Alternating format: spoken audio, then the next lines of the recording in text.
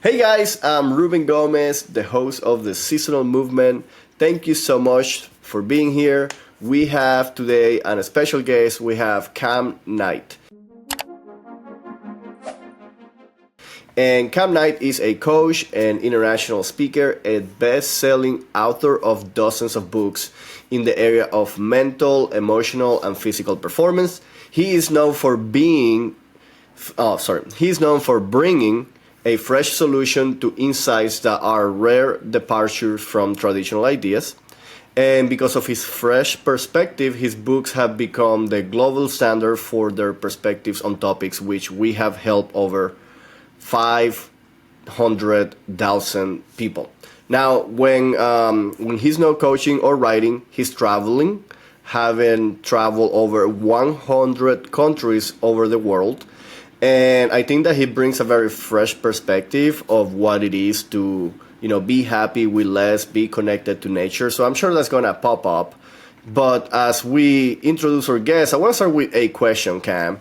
You have said and you have written about resistance. Resistance is a topic that I'm deeply passionate about. I think it's like the gate for transformation.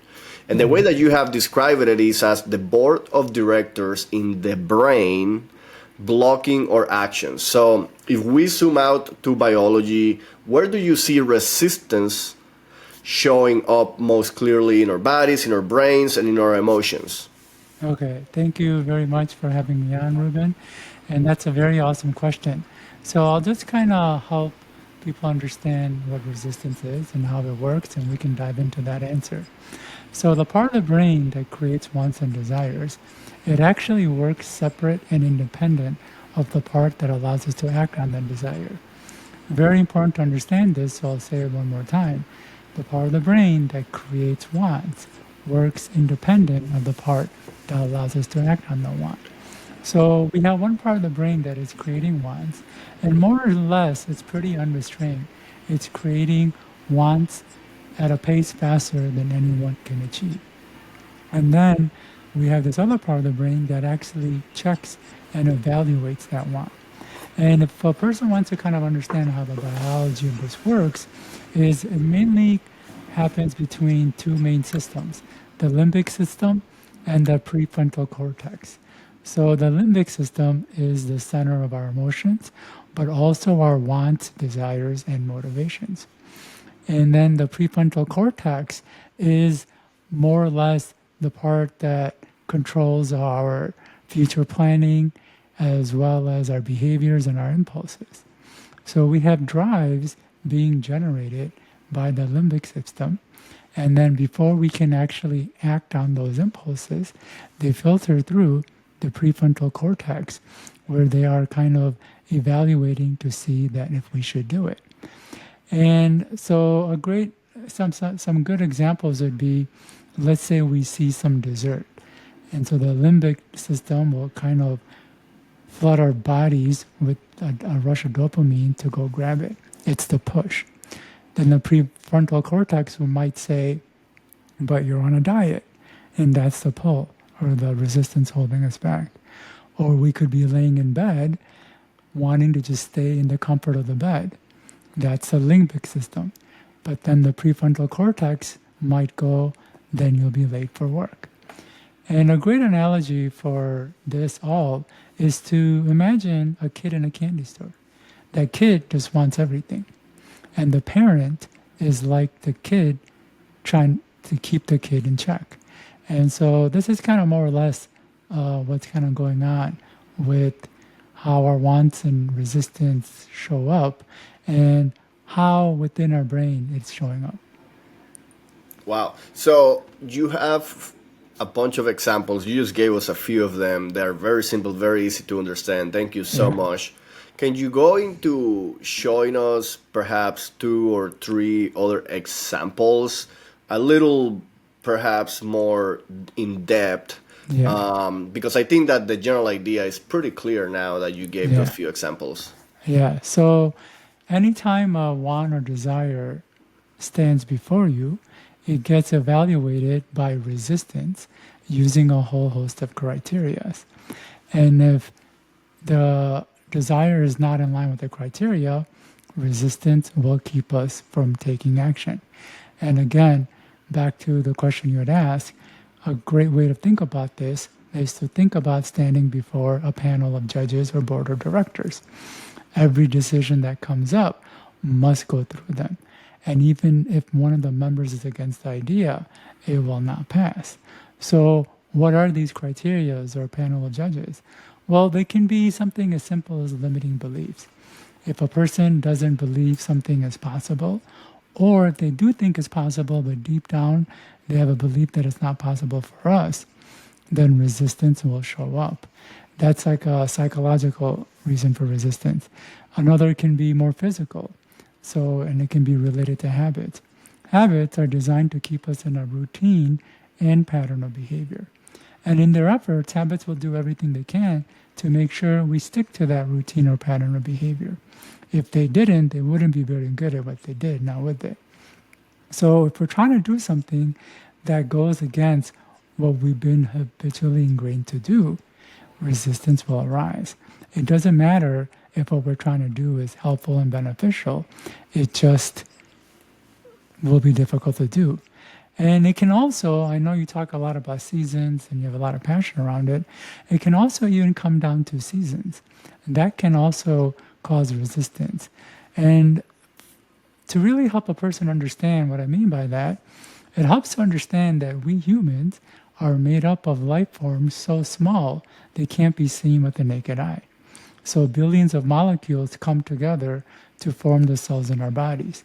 And billions of cells form tissues, and tissue combinations form muscles and organs. And together, these muscles and organs form systems like a digestive system, nervous system, and even the limbic system.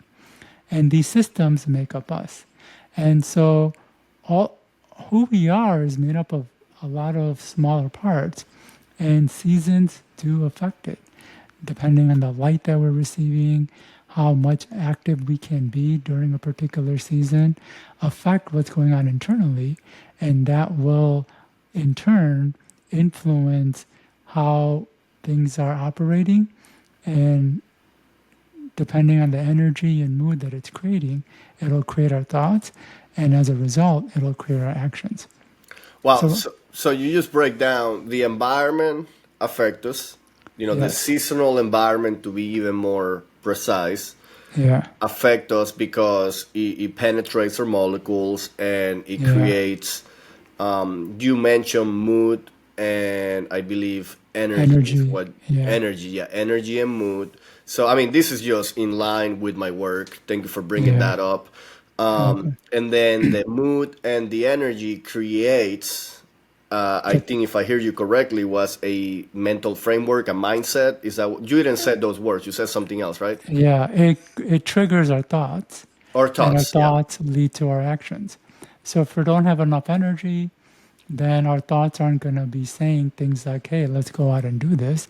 It's going to be saying more things like, let's stay in and do things that are going to take less energy. And if our mood is low, it's going to be the same thing. And so, with this respect, our resistance can really show up consciously, where a desire gets filtered and the brain goes, well, this isn't in line with my beliefs. It's not in line with my identity, so I can't let you do it. And it can also happen biologically, where if we're in an environment or a season or a situation and it's triggering the inner activity to lower our mood or lower our energy, it'll happen in a not so direct way. I like to express that as the iceberg behavioral model. I mean, there's a few of them, but I kind of create my own. It's a Yeah, combination of all that is known. Like the top of the iceberg is like the small section of our brain that we're yeah, conscious. But then below the surface, there is so much that is happening that we have yeah, no idea. And what you're describing as molecules receiving light, it can just go filter to many, many, many different steps. And we eventually get to what we know as the circadian rhythm. Okay, we get yeah, that, right? Like that being studied, like our hormones or neurotransmitters yeah, will fluctuate depending of the season that we're into. Why? Because there is different lighting, there is different temperature, there's different social Yes. dynamics. Now, what is interesting is that you're breaking down, and I want to go there because I believe in this immensely, is that, the environment triggers an effect. So Yeah. it triggers is a lot of times in the behavioral world is actually said as craving, but it's more than just a craving. It can also be a biological response, Yes. which can be seen as a biological craving, right? Like Yeah. whether we call it a craving, a response is completely unconscious. So I like to say that what that is a feeling.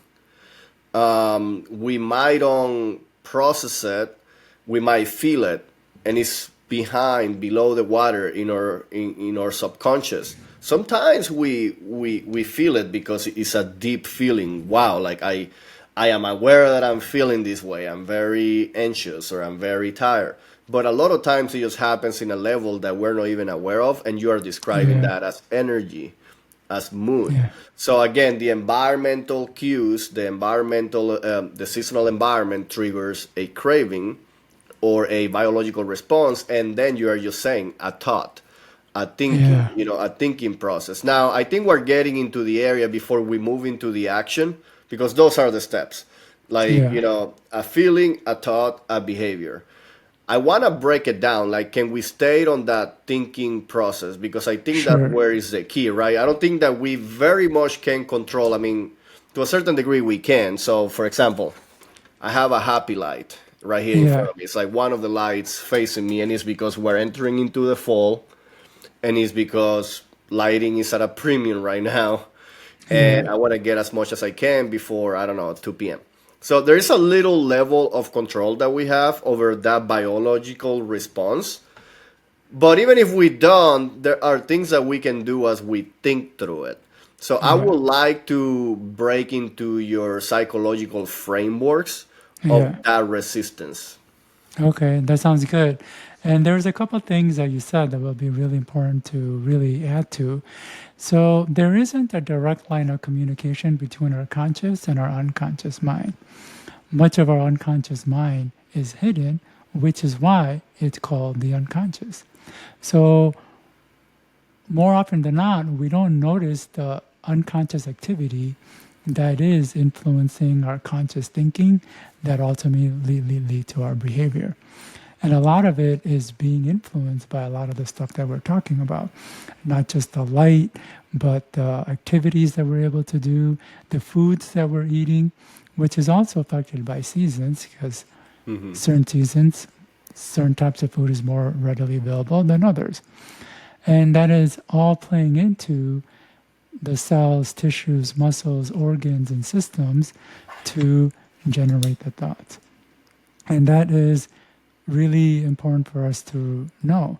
And what it really comes down to, if we can go even basic, is that input equals output.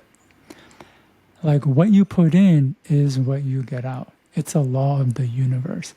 So we can't input something bad and expect something good to come out. Like if we want something good, we need to put in the right inputs. And I think what we're talking about is we want to get the right lighting, especially if you're moving into the season where the lighting is coming down. We want to put in the right foods. And it can go beyond that. Input can even mean media. A lot of people watch a lot of television and movies and, not so helpful media. And those are all inputs that all influence what goes on internally. And it does affect the output that we get. Can I add on that before we move? Because Yeah, I do have that. I do want to dive into psychological frameworks, sure. and again, going on the starting point of the thoughts. Like that's I think where they happen, and you can dive deep Yeah, into that. But you just draw us back to environment. Like yeah, your comments are about the environment, and I want to clarify for everybody hearing that we usually think of the environment as what's happening out there, but there yeah, is more to it. yeah, So the environment from a neurological perspective and honestly, I believe is at a biological level, is anything that is encasing our brain. So if you're eating something, your systems, your internal systems in your body are gonna be triggered. The same way if you Yeah. are not eating something, the Yeah. way you feel, oh, I just ate, I want to rest, or I'm so hungry, I can't think. That is because your body is also the environment of your brain. Your brain is the one, your brain and your gut, again, it's a little bit of a combination, is the one sending signals so that you feel something. So Yeah. I just want to clarify that when we're talking of the environment, sure, we're talking about the exterior environment, we're talking about lighting, we're talking about temperature, we're talking Yeah. about Diet, all maybe. sorts of things. We're also talking about social dynamics because Yes. the people that you're surrounding with will either trigger you into a stress mode, like it will trigger your survival instincts, like you don't feel safe, Yeah. or it might calm you down if it's that kind of people that you feel so comfortable with, so loved by. Yeah. And then I want to add also, when we look at environments, lifestyle decisions on the way that we move, the way that we exercise. And the reason that I look into it from a seasonal perspective is because all of these and some that I haven't mentioned yet are completely affected by the seasons. Yeah. Social dynamics follow a rhythm, a Yeah. pattern throughout the year. Perhaps you haven't become as aware, but it's as easy as looking at the holiday seasons, as the birthdays within your calendar. They repeat and they follow a seasonality. When it gets cold, we tend to isolate a little bit more. Yeah. So think about that. That's why I like to study them from the seasonal perspective. And then the same goes with food. Now, the interesting thing about food is that I do believe that there is a lot of survival instincts, like genetic memory within us, that trigger us to eat a certain way. Like when it gets cold outside, our bodies start craving a little more sugar and carbs, Yeah. refined carbs. Why? Because that will be stored as fat in our bodies, and that is equal to energy reserves, which is equal to survival. Yeah. So again, food and cravings towards food are seasonal. And movement is another one. It's like your body subconsciously drives you to save energy, to avoid risk. So we spend more time indoors. We spend more time, quote unquote, on the couch. So Yeah. there's like a level of awareness that can come from knowing those frameworks, knowing that your body has instincts. And that's where, as you're mentioning, your subconscious and your conscious are not communicating. Yeah. How about if we grow, or if we transform what is happening subconsciously into a conscious manner, meaning Yeah. I know that this is what happens in my body, and that's why I'm gonna plan for it and behave in this specific way. I think that is the way that we can start becoming more aware Yeah. as those cravings trigger us. That's Yeah. why I found this seasonal angle so enhancing of becoming aware as life happens. Because once Yeah. you know the mechanics, then you can just be waiting to feel them, and then you say, Yeah. "Oh, this is why it's not my fault." I can become Yeah. conscious and have a choice, which is kind of where we're going next. It's like once you become aware of those biological feelings, now you're entering into the time that, okay, now you're aware, now you can think through it. So Yeah. I would like to explore some of the psychological frameworks that you have to guide from that unconscious to a conscious choice. Yeah. So this is really important, and this is one of the things that Carl's saying. It. Carl Jung, the great psychologist, had said. He said, if you don't make the unconscious conscious, it will run your life, and you will call it fate. And so a lot of what we're doing is trying to look at a lot of these processes that are going on internally and bringing consciousness to them. And once we can have consciousness, like you said, we can do things about it. And the way to bring consciousness is with the types of work that you and I both are doing, learning about what's going on internally and studying it so we can become aware of it. There are other ways to gain consciousness of what's going on internally. One way that that people can do on their own is with self-talk. So, self talk are statements that you say or repeat to yourself of the changes that you want to have or have happen. For example, if I wanted to become, let's just say, more assertive, I might repeat statements like, I'm a strong, confident communicator. I easily communicate my thoughts, needs, and wants. So, what I would have person what I would recommend a person do is take a outcome that they desire and repeat that outcome over and over. And as you repeat, your unconscious will respond to it. It might say things like, no, you're not, you're a loser, or you're a dork, or you can't do this because. And those are all the things that are going on internally for you. So this will give you a little bit more consciousness of what's going on. Now, the human brain is extremely complex. It is the pinnacle of complexity in the known universe. And so, what I tell people is that no one person can know all facets of the brain and all of its problems. So, we may not cover everything, but this is a good starting point to cover some of these things that are going on internally. And then it really does help to also gain knowledge from people like you and the stuff that you're doing to get a deeper understanding. And what I've also found is when a person is going out and like learning different information, some things just like hit them and resonate at their core. That means it's probably something that could bring awareness to an activity or a block in their unconscious. Now, I do want to add, because you start mentioning the affirmations, and it drove me back to what you said earlier, than or conscious and subconscious or unconscious don't communicate. Yeah, So I want to bring this home because this is the key why affirmations work. Is that on top of the fact that our conscious and unconscious don't communicate, that when you are speaking out loud your affirmations, when you are going through your mind movie, yeah, your life movie, your when you're doing visualizations, when you are working on the things that you want compared to the things that you don't want, sure, there's going to be that feeling. That is key. Without that feeling, it's yeah, difficult. But that feeling maybe doesn't happen immediately.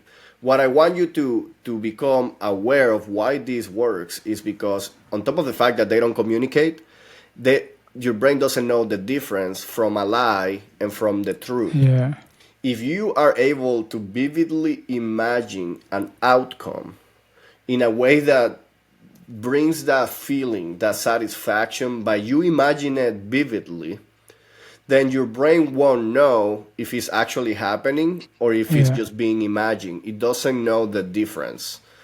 That's why there's a few exercises in personal development. One of them is basically like create your own picture every single yeah, morning that you wake up and imagine the best possible day you can, because your brain will feel like it already happened.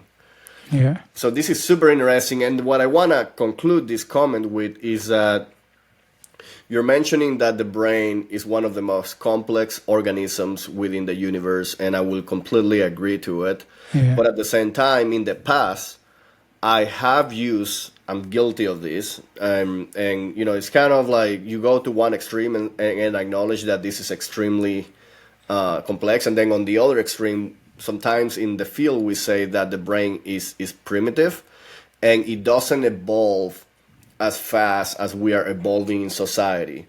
yeah, So it's like contradicting in a way. It's like our brain yeah, has three different levels, and the most primal level is driving us today yeah, as if it was driving us over, I would say, 5,000 years ago, if no yeah, more. yeah. So it is contradicting, and I would like to go in there a little bit because there's Okay. those two angles to it. Yeah, yeah, for sure. So when the brain evolved, it didn't evolve as one whole processing unit that we have. It actually started off really small as a brainstem.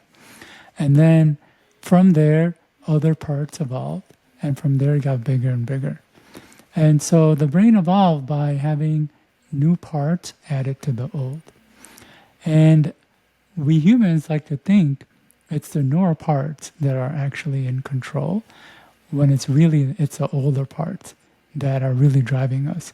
It's the primal parts like the brainstem or the reptilian brain that have more control and power over us than the limbic system or the mammalian brain or the emotional brain. And that part has more power over the the prefrontal cortex and the neocortex, which is more the human brain. And yes, we are becoming a lot more intelligent and evolved, but in a lot of ways, we're still operating from these older parts. And they do have a lot more control and influence over us than we like to admit, which is why when we want to do something and we're not able to do it, we're left wondering why. Because logically, it makes sense. I should be able to do it. I see other people doing it. They're having the success. I've done it before. Why can't I continue to do it? Well, because there's something going on in the older parts of the brain that are saying, no, I don't want to do that. Or this could be the opposite, where a lot of times people are doing something that they don't want to do. Maybe they're eating too many desserts or they have addictions. And logically, the human brain is saying, I don't need it, I don't want it, it's creating destructive behaviors, it's ruining relationships. But it's the older parts that are in control that are getting these either dopamine rushes or other rewards that so much doesn't care about what the forward-thinking human parts are doing. So to explain this very simply, because I'm not a neuroscientist, but I do Yeah, understand that because the simplest framework out there for anybody hearing is that the brain has three parts. I mean, this is not yeah, even biologically correct, but the way that yeah, well, in a way it is, but it's a yeah, simplification of the whole, which yeah, is that in the middle of the brain, coming from your spine, your stem, then you have your primal brain. I like to use yeah, primal. Lots of people use reptilian, yeah, and even some people use the croc brain. So anytime yeah, you hear that, it's just the most ancient part of your brain, which, by the way, that is where the circadian rhythm operates from. That's where most, like you were mentioning, Cam, dopamine, that's where most neurochemicals are being produced and basically as a reaction of the environment. So the brain is more complex. A lot of stuff happening in other parts of the yeah, brain. But just to simplify it, that's why it's so important to acknowledge that our environments has such yeah, a great effect in us because that primal brain, the one that has been with us the longest, that drives most of our behaviors and that drives them at a yeah, subconscious level, is actually being affected and releasing those neurochemicals and hormones that then is when we start thinking about it. Like that happens yeah, all before we can even think about it. Then the second part, I believe, if I'm correct, you can let me know, is the emotional brain. yeah. It is the part of the brain that then will be. I think I'm The getting a little It's confused here. more considered the mammalian brain because it's more emotional. It's more emotional, yeah. And then the third part, it is the logical brain.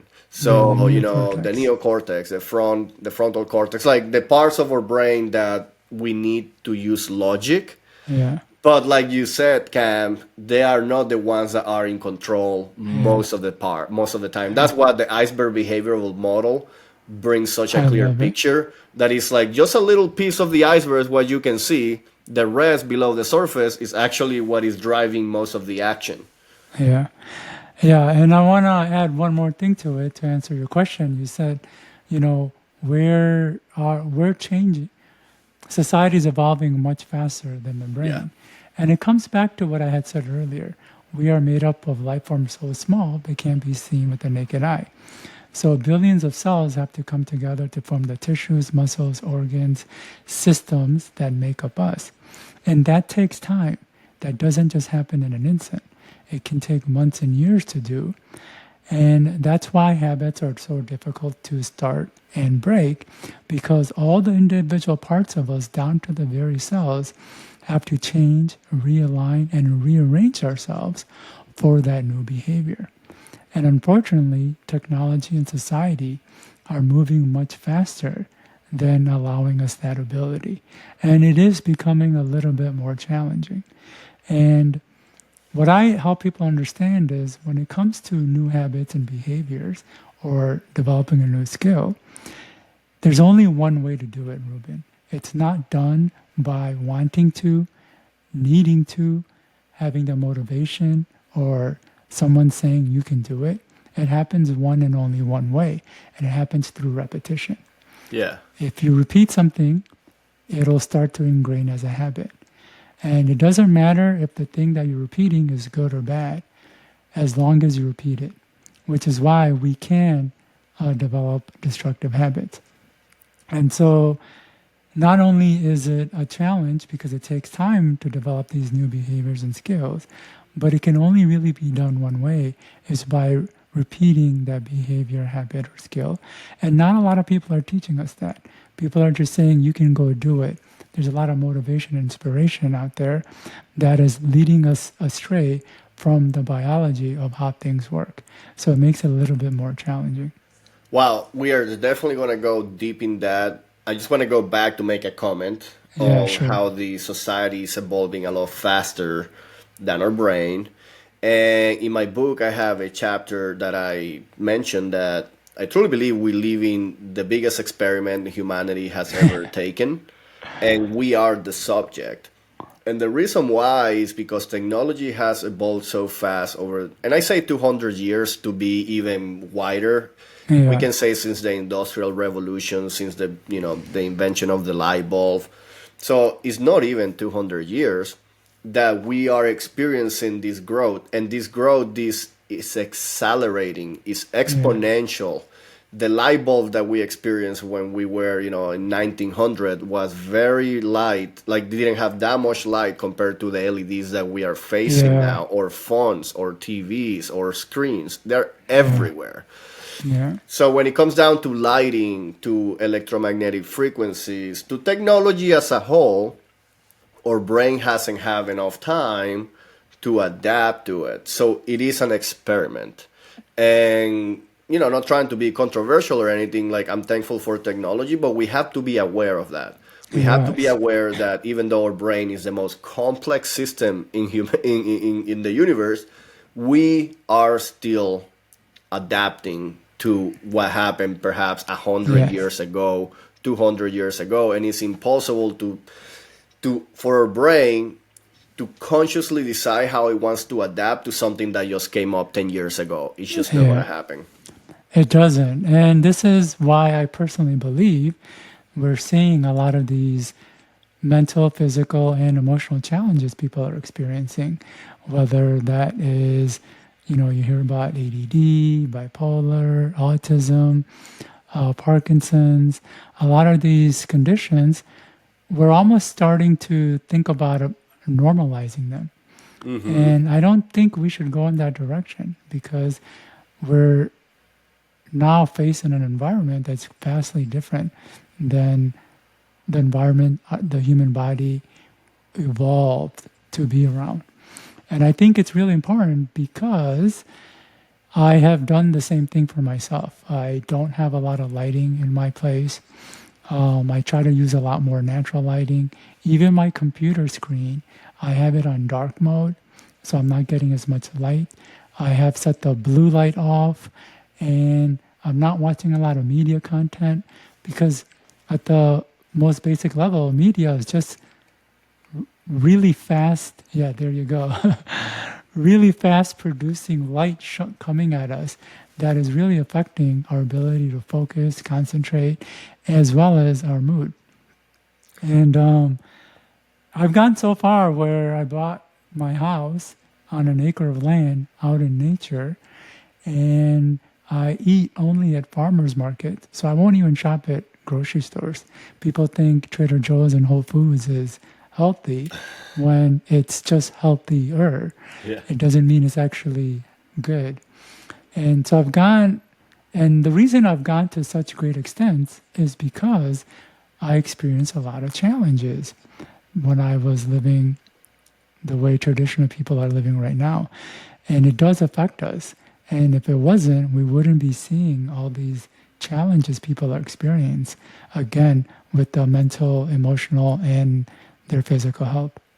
I agree. We can take every important behavior that is neurologically important for our development and our aging and take it to any extreme. When it comes down to Yeah. sleeping, when it comes down to eating, when it comes down to movement, when it comes down every like we can realize the norm is not the right way of doing it. It's just the most convenient way of doing it. And I Yeah. love to hear stories of how other people are able to push the limit in a way that you don't say it with sorrow, you don't say it Yeah. with pain, you just say it like you can do it, anybody else can do it. It's Yeah. different, but again, it's like you just got to get started, and then you can Yeah. push the limit a little bit until the point that you feel satisfied with what you have. Now, Yeah. I want to go back to the behaviors and the habits, because this is key. You paint a really good picture on how motivation, sure, I always say, it's not discipline, it's not your fault. Again, it's because you don't have a map of how to do it, because it comes down to doing it and repeating it. That's Yeah. why I think it's so important to understand the seasons. Why? When it comes down to repetition, we adapt. If we are suffering, if we're facing resistance, if we're not getting what we want, we take action. The question is, are we taking the right action? Yeah. Some people will start working out. And I have lived through this many, many times. I'm a living experiment of pushing to the left, pushing to the Yeah. right, and finding out what works in the middle. So this is just a simple example. When it comes down to movement and exercise, the timing, the intensity, the frequency that we experience and do in the summer, if we believe, and that's what happens until we question it, until I bring the question, the seasons affect us, until we bring that up, we believe subconsciously that that's just the way we're supposed to do it. So we Yeah. try to continue to do it at the same time, the same type of exercise. We're trying to do it. Why? Because it has worked. It has Yeah. make us feel good. It's finally we got it. Finally. Like I'm gonna continue to do it. But what happens is as the environment changes or response or biochemical response changes, and we don't realize, but there is a triggering of behaviors that start adapting, Yeah. because the neurochemicals are different now. There's more intensity on the cortisol in the summer, there's more Yeah. melatonin in the winter, we have a harder time going to sleep or waking up. Next thing you know, your behaviors that you were repeating start Yeah. to fall apart. And you wonder and you say, it's my fault. It's a lack of discipline. I want to break this down because I think that that's the key of having repeatable behaviors is to align them with the seasons. I truly believe this. That's what I have my framework to guide people to do it in Yeah. that specific manner, because that is the way that you can sustain repetition. Sustain repetition. Yeah. So you said some really important things, and I want to expand on them, and then we'll talk about this. One is the concept of being extreme. You know, when a person looks at what I'm doing, it may come off as extreme. But I want to help people understand that there's two kinds of normal. There's a normal that's operating at its best. You hear the phrase, it's working as normal. And then there's what everyone else is doing. And these two normals are getting further and further apart. So what's operating at its best is far from what everyone is doing. And so what everyone is doing will look at the normal that's operating as best as extreme when it's really just the normal. And so people might not want to do or go to the extent of what can be helpful because they think it's not normal. And then one other psychology of the brain is designed to keep us around people over everything else. You know, as mammals, as pack animals, we were able to survive in the wild mainly not because of our speed or our strength, but because of our numbers. And it was so important that we evolved to for it to be we evolve with various characteristics to make sure that we stay in numbers around people, and one of them is the pain of loneliness. So when we're not around others, our brain will compromise our own values, our own beliefs, our own habits to make sure that we are around others. And this is one of the biggest challenges for us humans to grow and live a healthier life, because the normal is so unhealthy that it rather bring us to unhealthy than separate us to be healthy. So this is what's important. The other thing is, when we do things and we're not getting results, it's easy to think that, oh, I don't have what it takes, I'm not good enough, I don't have the motivation and discipline. When it's really all these internal processes that are going on that we're talking about. And because there is no direct line of communication between the conscious and unconscious, when we can't get the results that we expect, especially when we know what we should be doing, we do naturally revert to thinking those negative things about ourselves. But it's really important to understand there's a lot more going on. And it's not because you're not doing something right or that you don't have what it takes. It's just becoming more aware of what is getting in the way. And I love how you painted that whole picture of seasons affecting things, because right now where I'm at is fall and I know winter is approaching. And for me, winter is much harder for people than for others. Or let me say it again. Winter is much harder on my body than it is for other people. Like, I've been more of a warm climate person. I enjoy the heat. And when it gets cold, it really does affect a lot of my routines and behaviors. To the point where, as I mentioned, right now it's fall.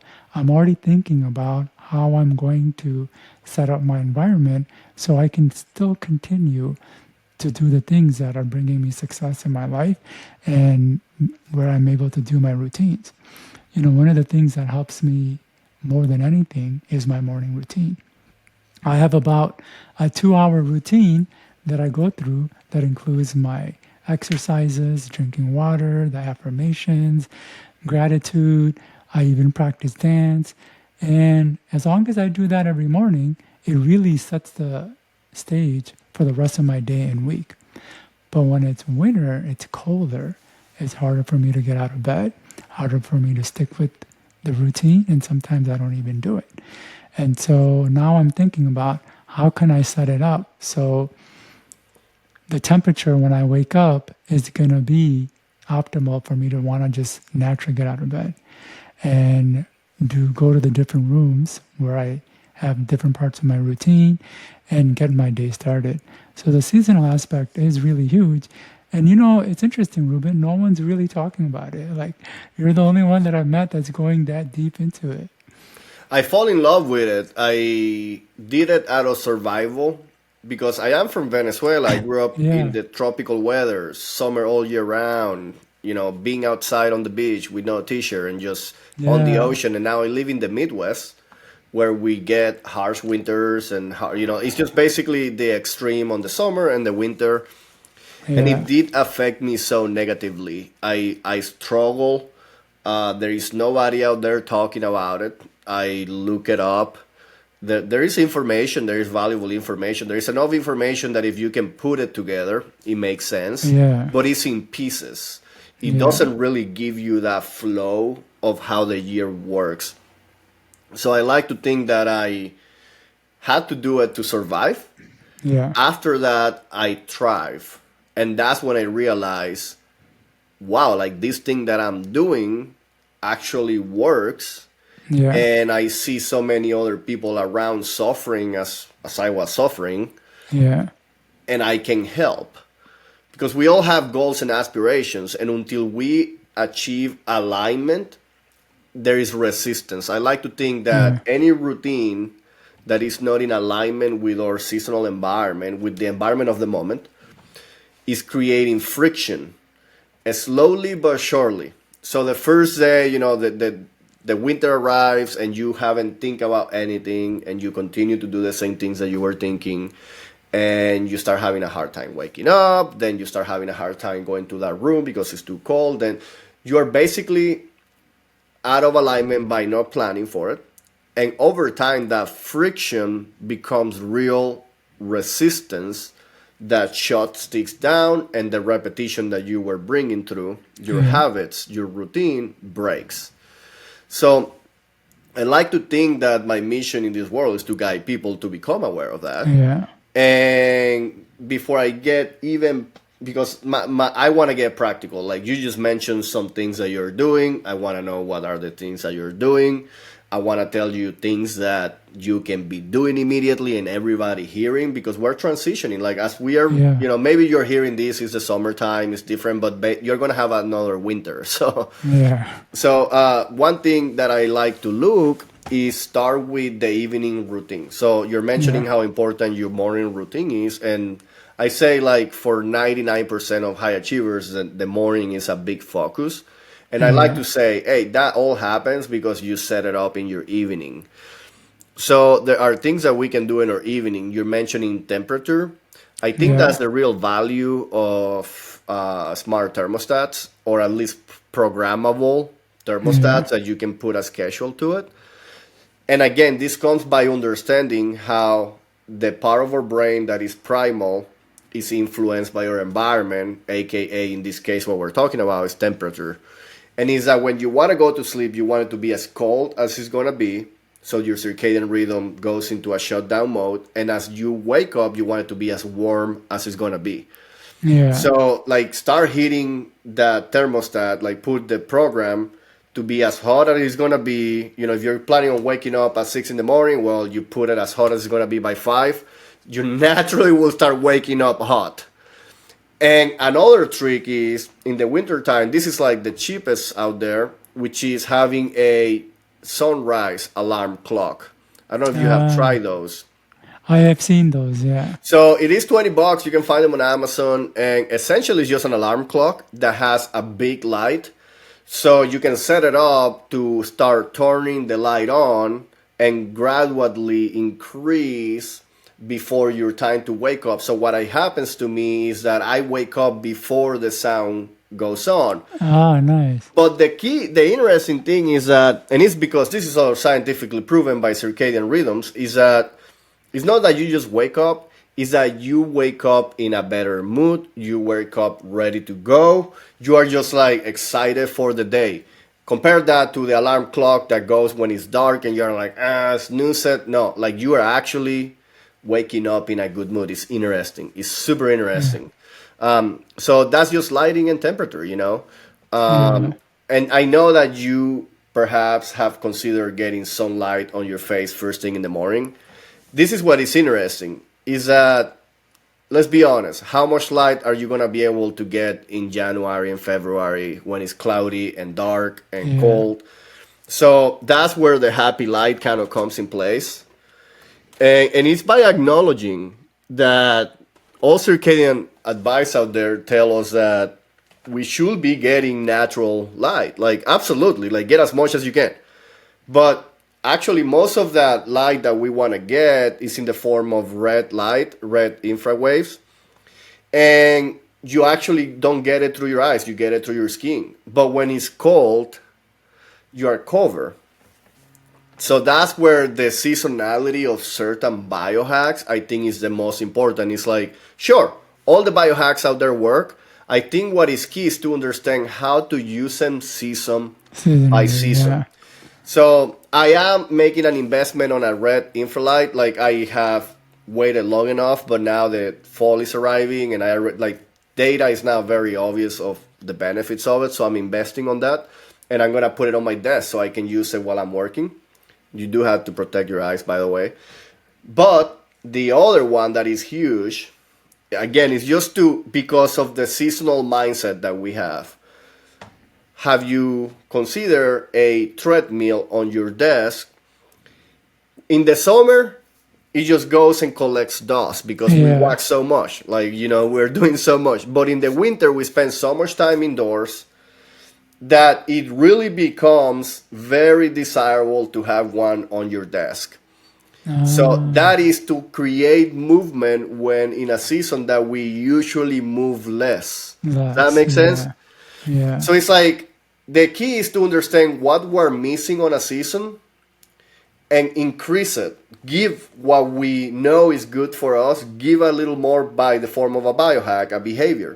And then Yeah. also identify what we have too much of and decrease it so that we can find harmony.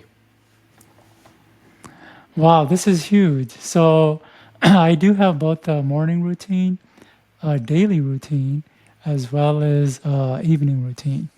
And I just want to talk a little bit about why a routine is important, is because we're doing a lot more things now than we ever were before. And a lot of the things that we're doing is trying to balance our body to gain the things that we're not, that we would have gotten in nature. So a lot of the stuff that you're talking about. And so, I have certain things I do in terms of taking my vitamins and drinking enough water. And I have it in my routine, so I make sure that I remember it. And I have it set up where every morning I just look at the routine. So it's always on top of my mind. And I check off which ones I've done to make sure that I complete it. So it's really important. And the evening routine, like you said, is critical because it helps us set up our morning so we can do the morning routine that much better. The one thing I wasn't adding was the seasonal element. So after just hearing you talk, I'm definitely going to be putting that into place. And I don't know if I have a smart thermostat. It is an electronic one, though I don't think it's a smart one. But yeah, I do want to set it up where when I do go to bed, it is cooler because I've always found when it's cooler and I'm under the blanket, I sleep well. But the challenge I always had was in getting out of bed because my body just doesn't like the cold. And if I can set it where an hour before I'm supposed to wake up, it heats up my room, that would be perfect. That would be actually fantastic. I So, do actually have a question for you, Ruben. So, because I'm moving more towards what I feel is best for optimal for the body, and the principle I use is how was it in hunter gatherer days? In hunter gatherer days, we weren't sitting in chairs.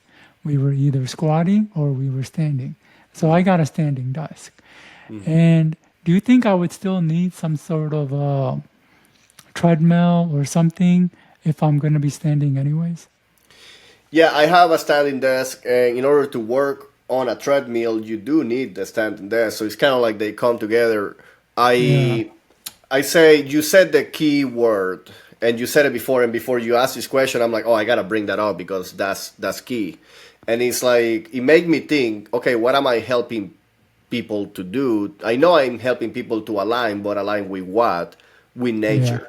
So yes, why? Because we didn't need to do any of this before. We didn't need yeah, grounding mats, which, by the way, yeah. is another winter necessary Oh, yeah, biohack is okay. grounding mats. And I mean, I can go in detail why. It's pretty obvious. It's because we don't really ground much in the winter. No, you don't. In the summer, you do it naturally, right? Like you're always, and so then you wonder why I don't feel good. Well, because you're not Yeah, grounding anymore. So we in the winter in the years before, millennials ago, we didn't need that because our shoes were perhaps made of leather and we were yeah, constantly on the ground, like we were sleeping on the ground, we were moving on the ground. We didn't need a treadmill because we were walking and moving and hunting. We didn't need, to go to the gym because we were gathering and yeah, bending over and yeah. squatting, and we don't need to do any of the things that Any of we that. now have to do so we can go back to the things that we are designed to be Yes, and that's do. 100% it. That's what it That's is. it. Yeah, That's yeah, really it. So it's like what I like to do is understand how the seasons make us do more or less of the things that we're naturally inclined to do. And again, it's yeah, just because the synthetic environment we lived into. Like we didn't have heating and air when, no, thousands of years ago. Now we do. So guess what we do? We just stay on the couch and we're comfortable. In the past, yeah, I believe like even moving at one point might be a necessity. But also think about this, even just staying still and quote unquote hibernating was a method of survival. Now it's yeah, seen as laziness. And we are still driven to it. But again, the core, like your prefrontal cortex, like the brain that is yeah, logic, says if you want to be a high achiever, if you want to get all the things you want to get, you better get going. So but then your primal brain is like, no, just chill. Get a little more melatonin here. It's dark. It's a time for you to rest. So there is a disconnection between what we want now and what we are designed to experience and For live like. yeah, So finding that harmony is what I'm trying to create, because we can't just go back to what we were doing 1,000 years yeah, ago. But we also have to acknowledge that what we're doing today and what we want and the environment we live to is not conductive to harmony, to health, no, to joy. Like there's just yeah, too much that gets on the way. So we just kind of want to find a middle ground, and everybody's definition will be unique.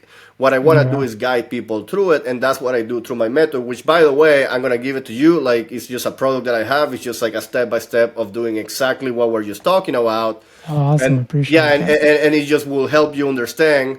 Once, so basically, what I have created is a step by step framework. It's a framework. It's not a this is what you do. It's a framework because we're all different.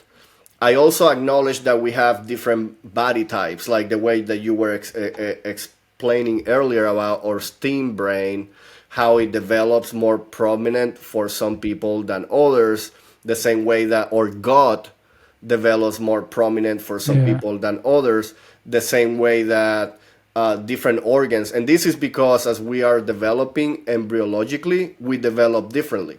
So I even have that part of it so that you understand your biological design through testing that we do, and then you create your own framework. So my goal is that by making people think ahead like you're doing already, you can predict. Why? Because it's the same thing that happened last year. So if you take the time to do it 1 year and you live through that and you start seeing things from that mindset, next year, what do you think is going to happen? You already did all the groundwork. You just go back yeah, to do it. yeah, it becomes easier. Yeah, Yeah, because you're basically finding a rhythm. You're finding a rhythm and you're yeah, becoming aware of the things that help you today are very different than the things that help you 6 months from now. yeah, yeah.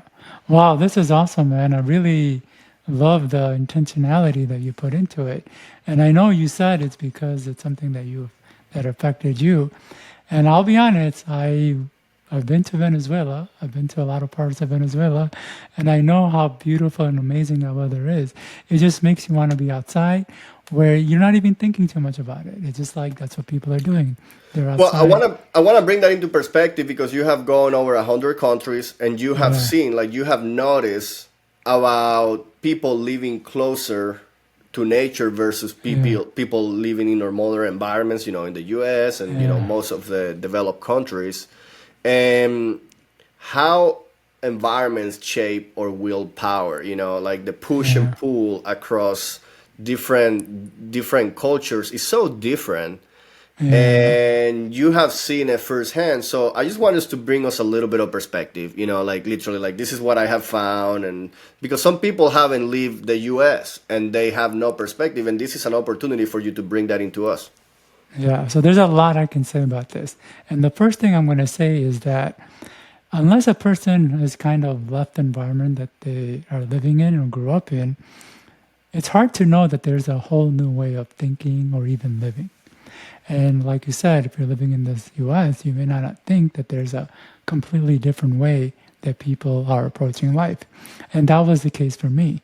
A great example that I use is fish, they spend their whole life in water. They don't know that they're wet.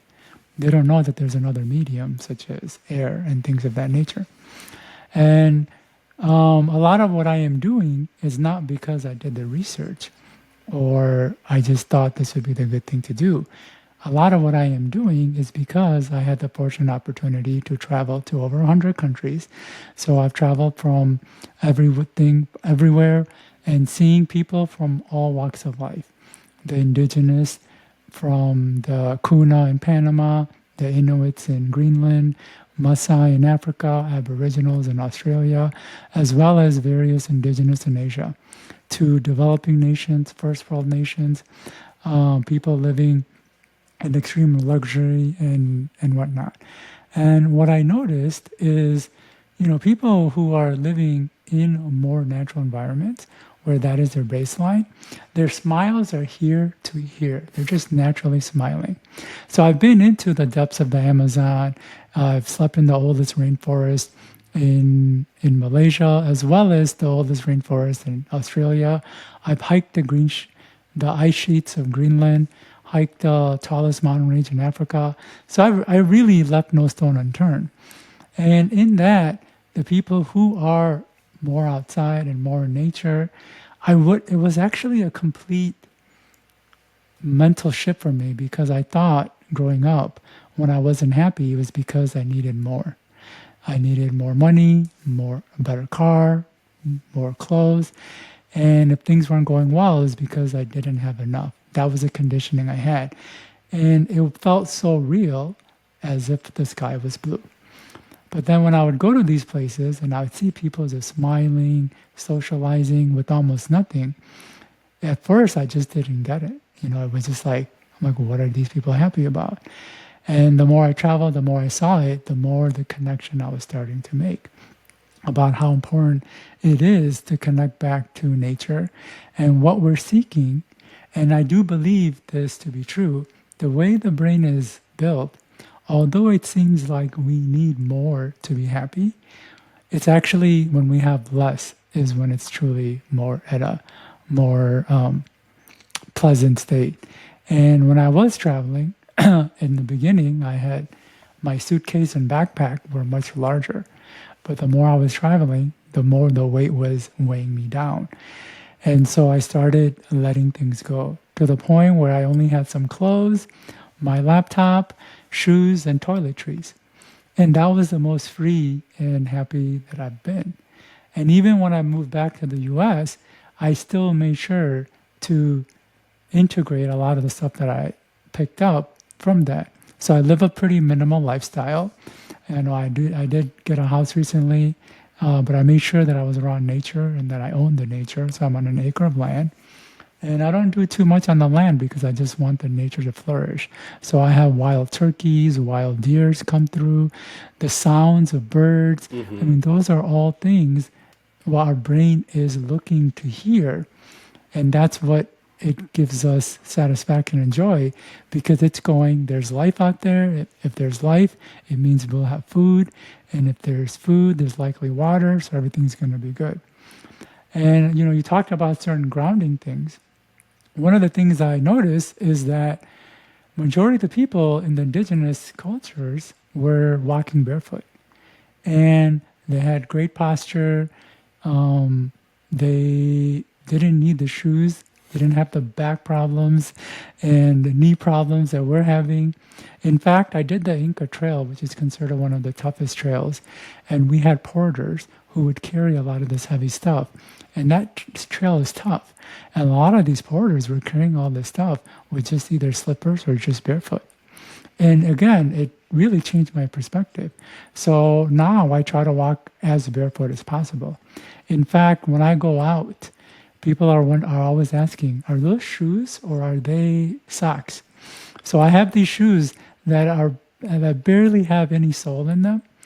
And it gives me the ability to walk to social places as if I have shoes on, but still have the barefoot feel. And again, the foods that I eat are from actual local farmers markets, farmers whose farms I've visited and I have vetted their growing practices. I don't have any television in my house. I'm not getting a lot of synthetic lighting going on. My water comes from a well. So I'm not even connected to the city water. And I have a porch where I try to make sure I get at least a good 15 to 30 minutes of being out in nature a day. And I'm doing all that because that's what I found where my body operates most optimally, where I feel the best about myself. I feel happier and more enjoyable. And if there's one more thing I can add on, is one thing I also noticed is that almost every culture that I've been to, there's some sort of dancing that's part of their culture. So in the Latin culture, there's a variety like cumbia, salsa, bachata. In other cultures, there's other dancing. And I found the cultures that are very big on physical contact. The Latin culture very much is, Brazilian, in Africa as well, where people are very comfortable holding each other hands, where it's crazy, but in some parts of Africa, men will hold hands with another man if they're good friends and walk down the street. And physical contact is really huge because we're mammals and we're built for physical contact. So I make sure that I go social dancing at least once a week, at least once, because it gives me the physical contact the body craves as well as the movement that we've kind of evolved for. Because I've even read an article that dancing rhythmically is built into our DNA, so we're meant to do that. Oh yeah. So I've revolved my life around doing these things that the human body is built to need. And I do feel I am right now at the most healthiest mentally, emotionally, and physically I've ever been. And just like you did what you did because out of necessity. And I did what I did out of necessity because where I was very challenging. Like I was not in the same place as I am physically, mentally, or emotionally. Like I was far different. A lot of mental, emotional challenges, a lot of physical challenges. I mean, life was just a struggle. And now that I've incorporated as much nature as I possibly can in the way that the body is built to have, the more like my posture is straight, I am more present, my focus is much longer, I can do a lot of things that I was limited by or had a lot of resistance to in the past. Well, I love that. There is so much I just want to keep adding Yeah, to it because we're perhaps talking about the solution to a lot of our modern day issues a is hundred all in percent. nature. Um, and I think what it comes down to from the research and the studies that I have made is to finding out what are those neurologically aligned behaviors and habits that Yeah, give you the biggest bang for your buck. Like if you spend time doing this, you're gonna have good results out of it. Not just in that area of your life, yeah. but in other areas of your life. I love your example of dancing and the The word physical rhythm, contact. physical Yeah, contact. So I like to see it always from this perspective. Number one, sleep. Like actually, if you dance, you definitely have a really good sleep that night. oh Is that yeah, right? Right? yeah, Like definitely. absolutely. Yeah, Movement. If you're dancing, well, guess what? You're exercising and you're moving. yeah, Nutrition, well, you're burning calories. Like yeah. you're probably drinking a lot of water while you're doing, knowing you. I'm pretty sure that's the case. Yeah, I make sure I bring a large bottle of Yeah. water, so I have plenty of water. Yeah, So nutrition is on point for what you need in that moment. You yeah, probably eat a little before, and then if you're conscious, you don't eat after you go to sleep, or a small snack. You yeah, don't just like yeah, eat a ton, right? Then yeah, after that, then we have contact with others, human relationships. You're yeah, talking about the physical touch. You're talking about the conversation. You're talking about approaching the lady, asking for her yeah. hand, touching, and not just that, but in rhythm. In Like there is rhythm. a Yeah, connection that happens that there is, yeah. I won't say intimate, I say at a higher level, at It's a higher intimate, but level. yeah, at a higher level. It's not sexual. Yeah, It's this intimacy that the body yearns and seeks, correct. and we can get it from dance. Keep going. Correct. You're So doing I'm great. just saying, like you are hitting already four, and then Yeah, I like to touch a lot into novelty. Novelty is this neurological superpower that we can all tap into at any given point. yeah, The easiest definition is doing something that excites us, that is fun, that is relatively new. Because if you say, okay, well, you go to the dance floor, every week, you might say, oh, I mean, it's not new. No, it is very new. You know why? Because the scenery might change. It might not be the yeah, exact same time. The music will be different. The people will be different. yeah. Like You're there's novelty to it. And what I like so the framework that I have is to include novelty weekly, like as you wow. mentioned, because the so I like to see it as cycles. So we have the yearly cycle that repeats itself. We have the seasonal cycle that is just sections of the year. Then we have the weekly cycle Like whatever you did on Monday, most likely in a similar way is going to happen on Monday again. Whatever you did on Sunday. So it's good to know that cycle throughout the week. 7 days that repeat themselves, and then our daily cycle. So when it comes down to novelty, the weekly cycle is important because it gives you something to look for during that cycle. 7 days is not a lot, it's not too little, it's just ideal. And then you say, okay, I'm going to do all my work, I'm going to do all the stuff I have to do. Yeah. And this week is kind of, I put the work, I do the thing, but guess what? Coming Friday night, I'm going to be dancing my life out. I'm going to have a great Yeah. time. It's a motivation. Now, when it comes down to novelty, I like to take the seasonal approach again. So perhaps dancing, and this is just just throwing examples out there because there are other behaviors that more play this than dancing, but dancing might become even more important in the winter time than in the summertime. I think so too. Yeah. And it's because in the summertime you perhaps still go outside a lot, you are moving a lot, you're connecting, grounding more, you're hearing sounds. So another thing you mentioned as you were speaking is the sounds. Yeah. There is rhythmic sounds within the seasons. If you hear the cicadas that probably already went away Yeah. for you maybe a month or 3 weeks ago, Yeah. circadians have a rhythmic sound, and the seasons bring different sounds. So in the winter is usually a depth silence. It's not just Yeah. pure silence, but when there is not a windy day, there is It's as close silent. as it gets. Yeah. It's calm. It's sometimes that calmness is nice because I do like more quiet than I do loud, which is weird because when I was doing my traditional or the normal stuff that everyone is doing, I always needed to be stimulated. And now that I've connected to more nature stuff, I can actually enjoy silence a lot Correct. more and better.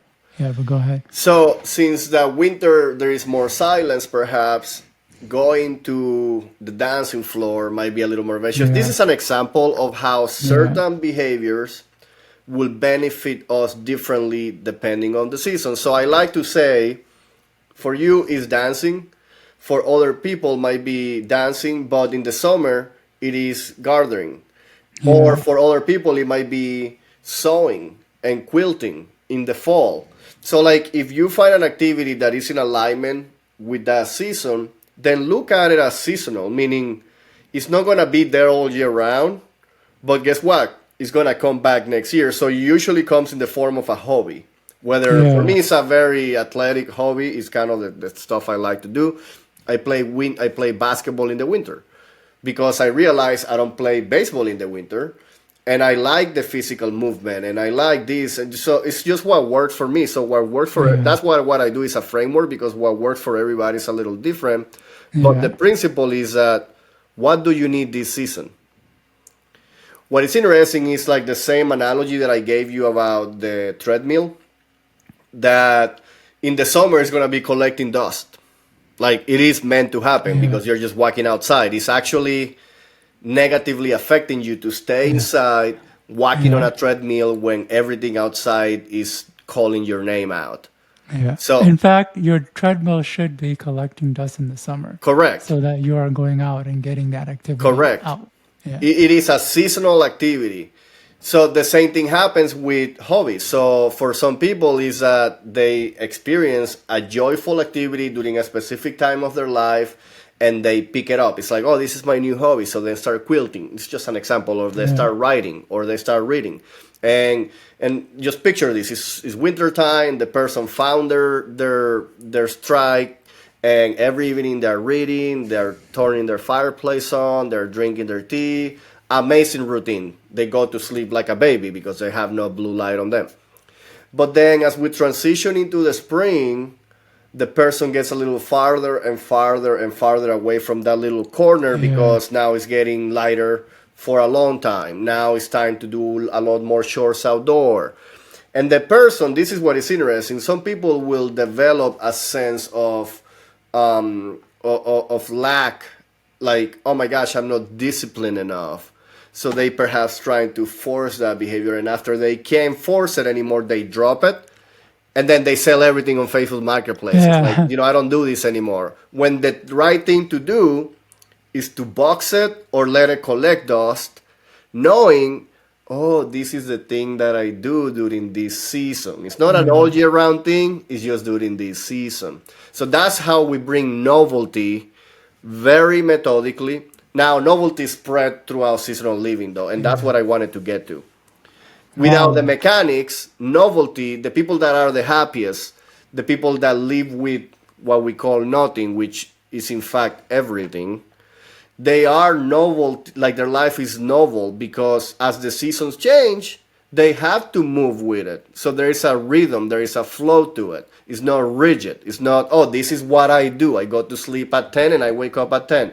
Wait a minute, is that all year round? Sorry, I never thought about that. You're right. I don't sleep at 10. I actually sleep at 9:30 or 10:30. Why? Because our bodies will pull us into that rhythm Yeah. and we resist it, and then we don't realize that we end up doing it anyways sometimes, and we are punishing ourselves. There's a lack of discipline compared to I'm doing the right thing. I'm in a rhythm. I'm Yeah. connected with nature. This whole idea of consistency should actually sound more like sustainable consistency. And in order to be sustainable, it has to be in alignment with what? With our biology and with our environment. Environment, remember, that's where everything starts. Yeah. That's why adapting is necessary. It's not a choice because the environment changes. Dude, this is huge because we hear a lot about consistency, how important consistency is. But with the seasons changing, it makes we need to change our consistency a little bit to be in line with it. And I do think, and this is for me, people struggle because they're consistent for one season or two seasons. And when there's a shift happening, their biology is changing and it's making them go off consistency.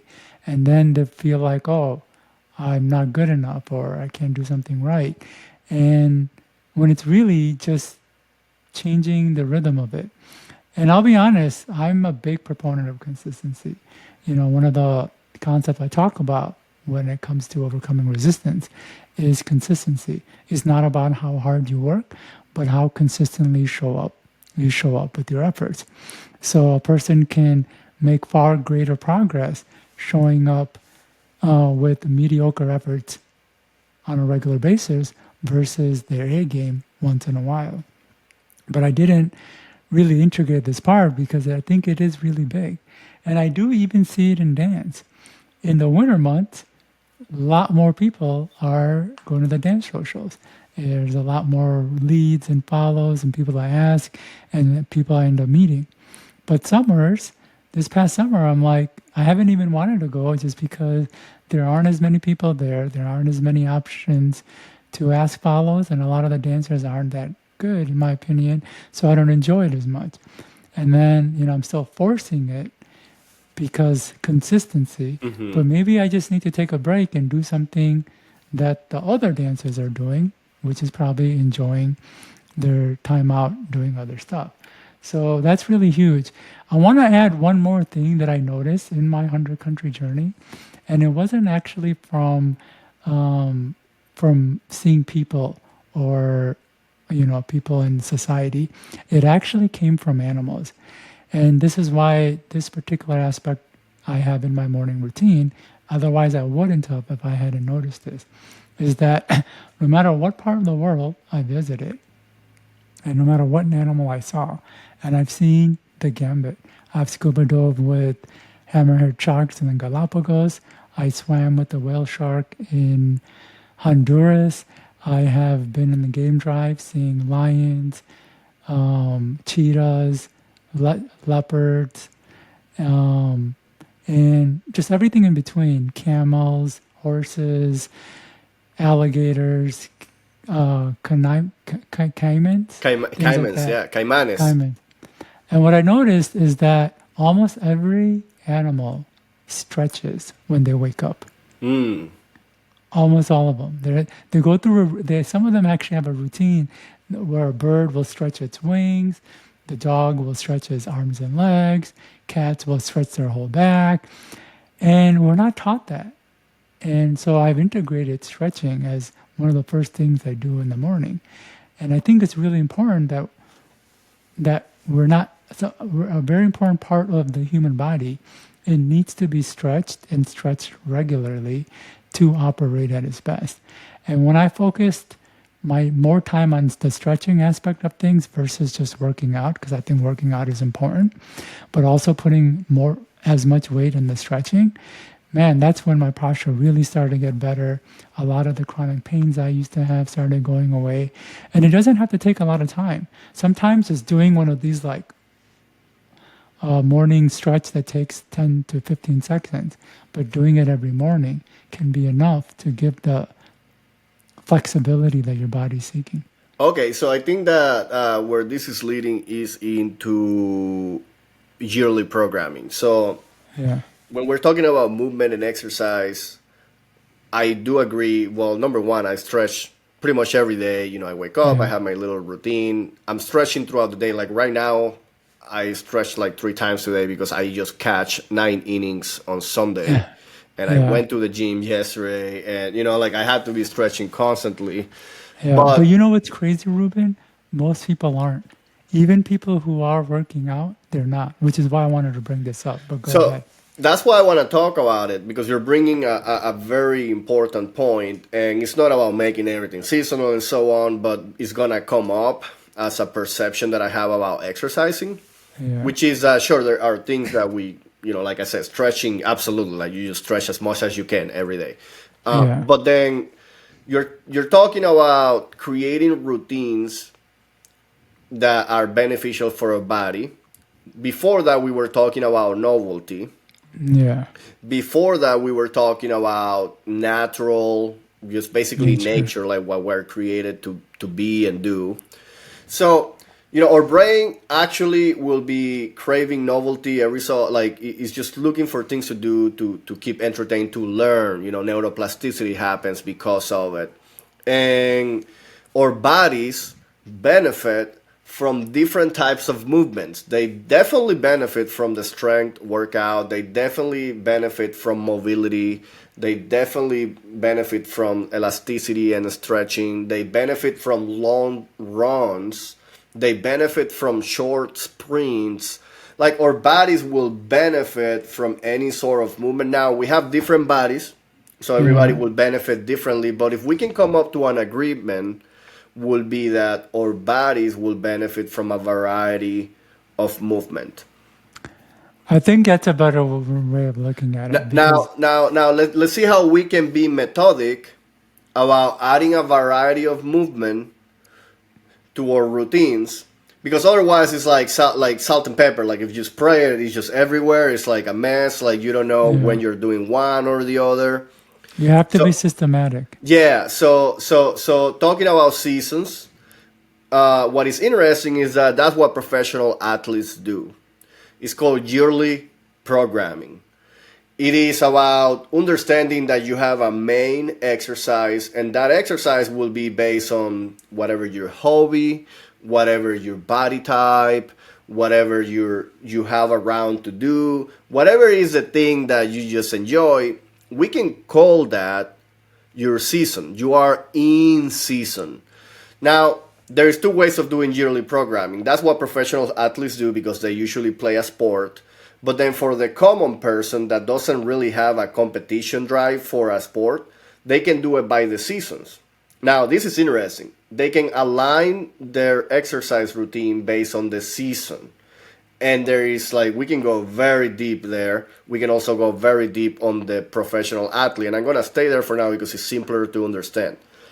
I play baseball in the summer. It's kind of like late spring, like all the summer. I'm still playing baseball right now. We have about 3 more weeks of season. When I'm in that season, my goal is to maintain myself. It's not to add more muscle. It's just to what I already built throughout everything that I'm going to give you right now. Whatever I built, I want to maintain it. I want to have mobility.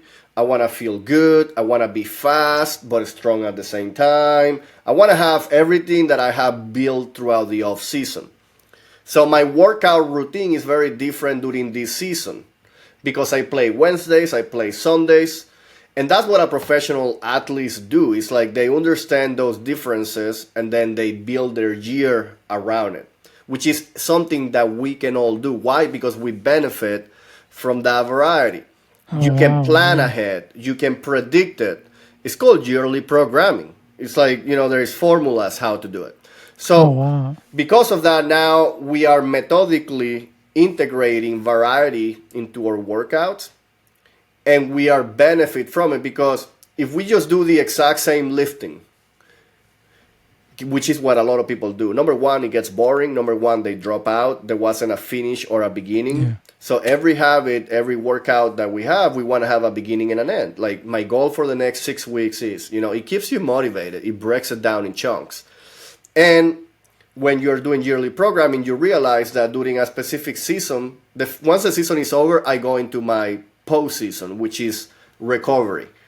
The wounds of the season show up. Like, wow, I have I Yeah. have a weak shoulder. Well, I'm gonna kind of get back to it, create a good base, make sure I have good mobility, make sure I recover, or I pull my hamstring and I've been kind of like halfway I've been performing with pain. Well, I'm gonna recover it. So basically, it's like your goal is to bring your body to a good base where you can build from. Then you go into different stages. You go into a strength training.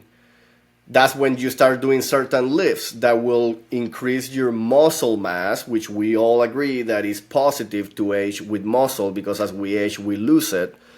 But again, it's not good for somebody to just be lifting all year round if that's all they do. Then after that, I like to move into power, which is a combination of strength and speed. When you combine strength and speed, you are more powerful, essentially. You are more explosive. So the exercises that you do are different. There's a different intensity. There are different exercises and the way you perform them. Then I move into speed training. Like I'm just gonna be an athlete and run, like actually sprint. But I forgot to say during my postseason I do a lot of long running just to kind of build my base, remember? I don't do much long term running during season because then that slows me down. So I wait for the season to be over and then I start running my, 5K here and there. So again, you see how we're mixing different exercises. Now, Yeah. yoga, for example, is something that I do and I love doing in the winter time because it's also within season. We need to stretch even more deeper tissue and it gives us that sense of calmness that I actually find difficult to do in the summer because my brain just wants to go, Yeah. go, go.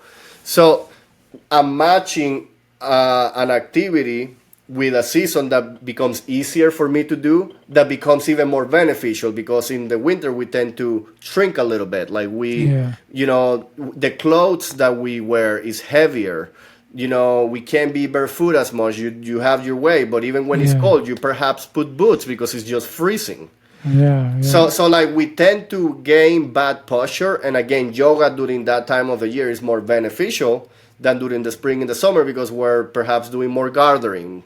We're doing different activities. So the point being is that you can create yearly programming based on the starting line of a hobby and a sport that you just want to be good at, and then you can actually have your body will continually improve. So what I experienced since I started doing that over say 5 6 years ago is that my body gets better and better and better because this is kind of what I want to this is the example that we have, which is a constantly expanding vortex.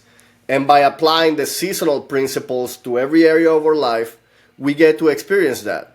My body is becoming a better base season after season because I'm taking care of strength, mobility, flexibility, speed, resistance, because I'm not doing the same thing all year round. So there Yeah. is a way to do that and experience the most beneficial way of exercising. I believe that is a way. This is also huge because, a lot of our conditioning is one way or the highway. what one person is saying, what that we need to do. And if we're not doing that, then we're not going to achieve the results that we want. And really, it really isn't about that. It's about having, realizing there's multiple ways to get that result and not sticking to that one thing the whole time, but changing. And I think your framework is changing based on the season. I think this is pretty like one of those poof moments. And I didn't realize that even professional athletes, in many ways, have integrated a lot of these seasonal aspects into even their own routines. Well, they have to. That is the only Yeah. way that you can be an athlete. If you just ignore the rest of your body, that is also the base Or of the what rest of is the going to allow season. you to do the things that you got to do, then you're not going to be an athlete. The only way Yeah. is to have a good base, uh, and then sure you niche down, but even like lifting, like the lifters lift differently to achieve like yearly programming is seen everywhere. Every professional athlete has yearly programming included into their exercise routine.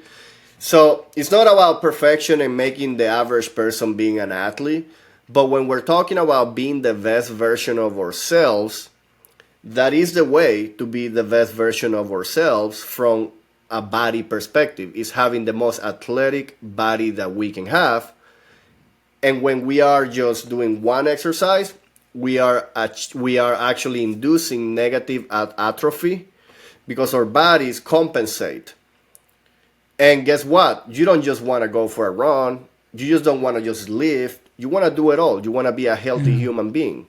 You want to Okay. achieve 80 years old and have muscle and have flexibility and have resistance and have cardiovascular endurance and have vitality and have fun. We do that by constantly expanding every area of our life. Um, And when you do that year after year, literally, like that's what you experience. You get stronger, you get faster. uh, Literally, that is the key. That's what yearly oh, wow. programming does. That is huge. Yeah, because there's some aspects of exercise I haven't been including in, thinking the exercise that I am doing is enough. And that a lot of it, I'm not doing a lot of weightlifting. I'm doing the dancing, the cardio, I'm doing a lot of hiking, and then the stretching. I love the stretching. I don't necessarily always call it yoga because it's not always yoga, but the consistencies in stretching. But I think I could benefit from a little bit more of weightlifting or weights into my exercise regimen. So imagine that you bring that into your springtime. So usually on the springtime, we feel this surge in energy and vitality. It's actually, it might be the summertime, for example. What I found is that where in your life you need a little more testosterone. Like what Yeah. time of the year you want to achieve more testosterone. And that's where Um, weightlifting becomes a really good way to enhance that testosterone and endorphins so that you can experience it basically brings you up. When you are lifting weights, it's just kind of like you're burning energy that is when it's too much, or you are creating energy when it's too low.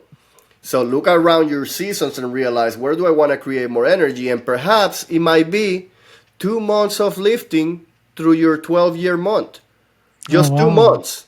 But again, you are not leaving that part of your body behind. And then a year from now, you're going to benefit from it again. And again, 10 years from now, it's not like you never lifted one time in your life. 10 years from now, you Yeah. actually have a base. Wow, wow. That's pretty cool. I like that. And it's exciting. I mean, what I notice is that a lot of people quit exercising because they never really had a beginning of an end to it. And when you do this, you say, I'm going to be doing this for 2 months. I'm going to commit to it. I'm excited. I'm going to I'm going to go to this gym. I'm going to see new people. I'm going to get me a pair of shoes, whatever. I mean, I know that it's not Yeah. about being materialistic, but sometimes we need to get something and you are excited and you know that it's going to be soon gone, so let me enjoy it. And it's not like the dread, oh, I gotta go to a gym. It's like, well, I get to go to a gym for 2 months. I better, get the most out of it I can. Yeah, And then I'm yeah. gonna No, be something else. it's huge. It's It is. huge. Ah, wow. That is From amazing. from any angle, it's just like I don't wanna just like continue to talk for years about this subject, but from any angle, there is benefits that are neurologically proven, habit proven, physical proven. That is, I believe, the way to go. And when you That's, align that with, again, seeing in your season, what do I have too much and what do I have too little? What do I want to feel and experience this time of the year? That's when you hit gold. oh, wow. This is really eye-opening again because a lot of what we are being taught is consistency, day in, day out, week after week, month after month, year after year.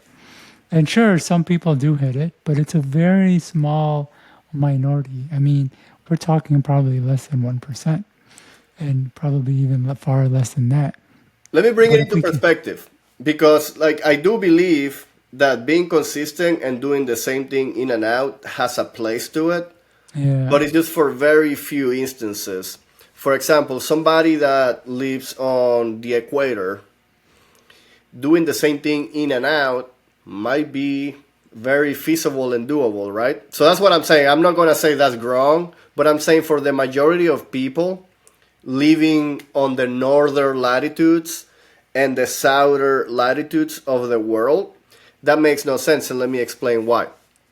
Scientifically, methodically, we can predict the lighting changes we're going to experience in our environment. And I'm just saying lighting, but we also know its temperature, the wind direction, the intensity of the light. There's many changes, but just focusing on the light because I noticed that everything follows the light. So if we can predict that this is your case, and I'm gonna give you my framework, so you're gonna do it by yourself. But I'm telling you right away, where you live, you experience more than 1.5 times the amount of light during a 24-hour day in the summer than in the winter. It's 1.5 times. So every 2 days, you experience twice the light. And let's not even get into the intensity, but the amount, the time of light. yeah, You know, based on what we've been talking, how that affects your biology, how subconsciously you're going to be producing neurochemicals, hormones at different rates and timing and frequencies throughout the year. So the first thing to acknowledge is that because the environment changes in a predictable manner, now we can optimize in a predictable manner too. So we will continue to do our sleeping well or eating well or movement well or connection with others or connection with nature and novelty. Those are going to remain, but we're going to do them slightly differently. And it all starts with sleeping. So it gets dark by 4:30 where you live in the winter and you have no blue light around. I'm gonna take a shot that by 8:30 you are pretty much just ready to go to sleep in the wintertime. yeah, yeah, a lot sooner. A lot sooner. I just wanted to be Yeah, cautious about that because people will be like, "What?" But I know that's what happens because I do the same. I have red bulbs throughout my house. I have the glasses. I am conscious about it, but most people are not. They have all this blue light illumination. So this is, and the reason I say this is natural is because my kids do it too. I have created an environment for my kids that is more natural, quote unquote. We still live in a house, but that reflects on them so that they go to sleep a lot earlier in the winter. So it's a natural way of doing it. Now in the summer, I will say you're probably not to bed till like 10:30 in the summertime because there is a lot of bright light going into your house. Into you are spending a lot of time outdoors. Is that right? yeah, a lot more. So your sleeping patterns are in alignment with the lighting pattern, are in alignment with your environment. You are aligned already to your season. You can take it so many more levels, but you are already doing that. So you are aware that you sleep differently throughout the year. That's the first behavior. Once you adapt sleeping, guess what happens to your evening routine? It has to be adapted. Guess what Yeah, happens to your morning routine? It has to be it has to adapted. be adapted. Guess what happens to your exercise timing throughout the day? It's also adapted. So the first domino is becoming aware of the lighting and how the sleep gets affected. And after that, all the other behaviors kind of find a place to it very naturally. Oh, wow. You've really kind of gone deep into the rabbit hole on the seasonal side. This is actually pretty wild. I had to do it so I could create a framework so people can plug themselves and do Yeah, it. Like they can do it by yeah, themselves and they just need to follow this is what happens, understand it, now do it. yeah, Because if I can do it and I want other people to plug themselves into it, I have to really understand what makes a universal, and what makes a yeah. universal is the lighting. Yeah, and this actually brings up something I think that's very important for people to understand because this is an experience that I had. When I first got into personal development, a lot of the information was very surface level. It was, set a goal, write it down, and as if that was going to be enough to achieve it. But there really wasn't anything more on top of that. And if it was variations of just the same things that was being said. And it was a lot more just motivational and inspirational. And it didn't really get into the nitty gritty and the details, which is one of the reasons I entered into the space and I was writing books because I felt like there was a big gap or deficiency, or there was a lot of like details and nuances that needed to be understood for a person to be able to really make that change. And that's why, the concept of internal resistance that I brought up is so detailed. We didn't go too much into it. We kind of stayed on the surface level, but it goes even more. And I like that you're doing that with what you're doing because it isn't just surface level, have a seasonal lamp and things like that, but really thinking it on a much more expansive part of how you operate, especially through the various seasons. This is actually pretty cool. I find it fascinating. I fall in love with it because the subconscious is driving so much of our Yeah, behavior, and understanding that subconscious becomes such an edge so yeah, that the things that we want to do we get to do. So I like to say yeah, then you get to achieve more with less effort by yeah, removing friction. yeah. And thing about friction that's important, it also comes up with resistance, is a lot of times people will start doing things and start seeing progress. So let's take, for example, exercising. They start working out several times a week. They're feeling better. They're noticing the weight come up. They're noticing more muscle and things like that. And then eventually we all get to a point where we stop doing what's getting us results. But in the beginning, we don't notice it affect us. We Hmm. still have the better physique and the energy and all of that. Then we start experiencing what I like. I like the word that you use is friction, because friction isn't completely resistance yet. Hmm. We're just like pushing up against something, but we could still move forward and thinking that we don't need to go back to our habits or the routines that was actually helping us. And then if we go further, then we start to hit up resistance. And this is a very important concept that does come up in resistance because a lot of times it isn't this full fledged, oh, hey, I'm being stopped or I can't move forward. It shows up actually as friction Yeah. where we are making progress, but it's much more difficult, much more stressful, Hmm. and takes more time and energy than it really needs to. And if we're not addressing the friction, it leads to the resistance. And that's what the framework is designed to help you understand how to make those small changes, because Yeah, a lot of times it's like I'm consistent, I have discipline, I'm gonna continue to wake up at 6 in the morning and going to work out because that's what I do and I'm a successful guy and blah blah blah. And yeah, have you considered waking up at 6:30 instead? Because now you realize that it's not you, is that if you don't do that, you're not gonna sleep the 7 hours that are more yeah, important than all the things that you're telling to yourself. Like sleeping is the most important to perform, to feel great. And the reason that you don't get those 7 hours is because now you're going to sleep later because the sunset is happening later. There's like this Yeah. cascade of effects that because we're disciplined, we continue with the friction until the friction is so much that it becomes complete Yeah. resistance and you drop out. And then we drop out and then we don't make progress. Then we feel bad. We think it's because we don't have what it takes. Yes, And then we have a hard time even getting started next time. And it's all because we're not looking at these correct. aspects that we're You talking lost about. self Yeah. confidence.